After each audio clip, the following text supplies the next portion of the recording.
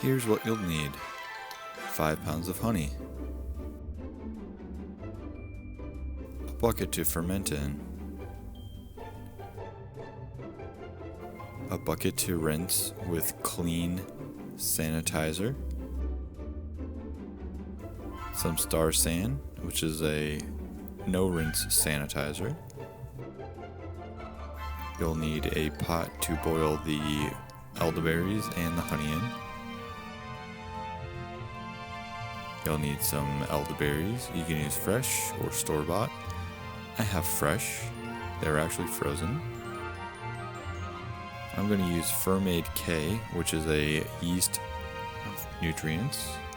Dimodium sulfate, which is going to give my yeast nitrogen.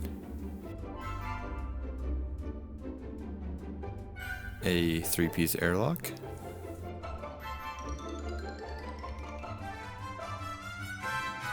I'm going to use Lalvin K1-V1116. Okay, now first and foremost, what we're going to do first is we're going to go ahead and use a little bit of hot water and soap. And we're basically just going to clean everything with hot soapy water.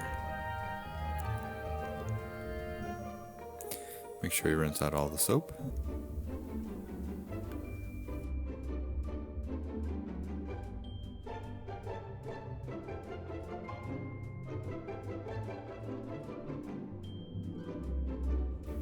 Alright, after you're done washing everything, we're going to go ahead and add our Star San to both buckets.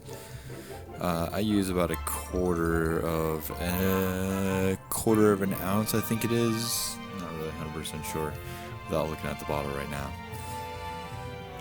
And then we're going to go ahead and fill up our buckets. The little black bucket is used to sanitize all of our stuff.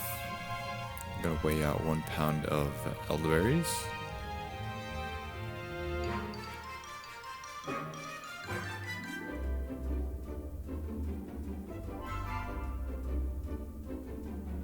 Then we're going to go ahead and just rinse the elderberries under some cold water. And then at this point, what we're going to do is we're going to take our elderberries, we're going to put them in a pot, and then we're going to start boiling them. Basically, what you want to do at this point is get something to kind of break open the skins. I use a little masher. We're going to boil those for 15 minutes. You can go ahead and dump all of your honey into your fermenting bucket. So after about 15 minutes, you can go ahead and turn off the burner. You can let it go a little bit longer than 15 minutes. I think I actually let it go for like 20-ish, maybe 25. And then what I do is I take 2 pieces of cloth, what do you call that? And then I put it in a strainer. And then I basically strained the elderberry mix, because basically this is just getting out any of the pits and any of the twigs or whatever is left on the elderberry skin. And then basically just let all of the elderberry kind of like juice sink into the bucket below. Because basically what you're going to do is you're going to take all of that and mix it in with your honey. I used a little bit of hot water to mix the honey in the bucket. I know a lot of purists who make mead will tell you not to do that, but I do it. I don't have any problems with it. And then you can go ahead and start topping off. To a gallon, can be a little bit over a gallon. I don't think it'll matter a whole bunch because we're making a sack mead, and basically that'll be somewhere around 16% alcohol.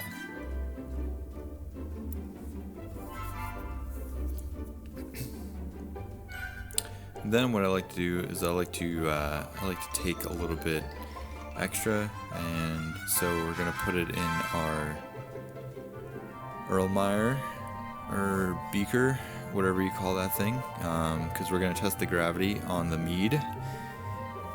So I put just enough to kind of fill it. You don't want to fill it all the way because then you'll have honey syrup all over the place. when we go to put our hydrometer in the flask or the beaker. And then you can go ahead and put the top on just to make sure that you're not getting any extra air inside of the mead. Currently, right now, we're going to take our hydrometer and we're going to test the gravity of said mead.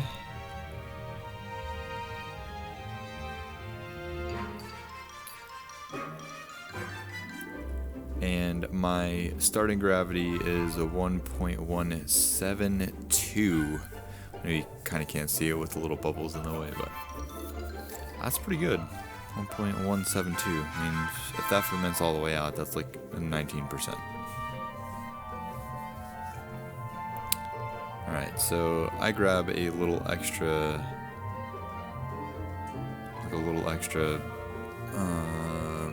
beaker, and I put just enough of the mead elderberry mixture in there so I can start my yeast. And then basically, since everything else is sanitized, I'm going to dump the rest of that back into the bucket, because why waste it? Just so you guys know, the thing with elderberries is when you are boiling them, you want to boil them for the longest amount of time possible, because elderberries, if you eat them raw or if you don't cook them enough, they do have cyanide, and but it's only in large quantities. Alright, so I just added 0.5 grams of Fermade K and 0.9 grams of dimodium sulfate, or DAP as other people like to call it. And then basically just adding my yeast to the mixture. I'm going to go ahead and stir it up here a little bit. You can leave it, you don't have to stir it up, but I don't know, I just do. That's what I do. I probably don't do a lot of things that most purist mead makers would tell you not to do, but I haven't had any trouble. So yeah, every mead I've ever made has come out exactly how I want it. So at this point, I'm going to grab some aluminum foil, and I'm going to put the aluminum foil on top of the beaker, just so this way that the yeast starts to kind of activate. Normally this probably will take about 10 or so minutes, give or take. A little time lapse of the yeast. Alright, and then basically once the yeast are active, you can go ahead and pitch them. You might have some slurry left over. What I do is I take a little bit of water and I just kind of slosh it around, get it in there. It doesn't really hurt anything. You're not adding a whole bunch of extra water to the mead, so it's not going to change your gravity too much. I don't know if you can see the rim. If you have any juice or honey wine stuff on the edge, just go ahead and clean it up before you put it away, and you're good. So that right there is how you make an elderberry mead. If you have any questions, feel free to leave them in the comments. I'll answer them the best that I can. If you guys like this video, give it a thumbs up. If you didn't like it, also give it a thumbs up. If you want to see more mead, wine, or beer tutorials, go ahead and drop a comment in the comment section. Any questions, like I said, leave them in the comments and I'll answer them the best that I can. I'm Jordan, and I'll catch you guys next time. Peace.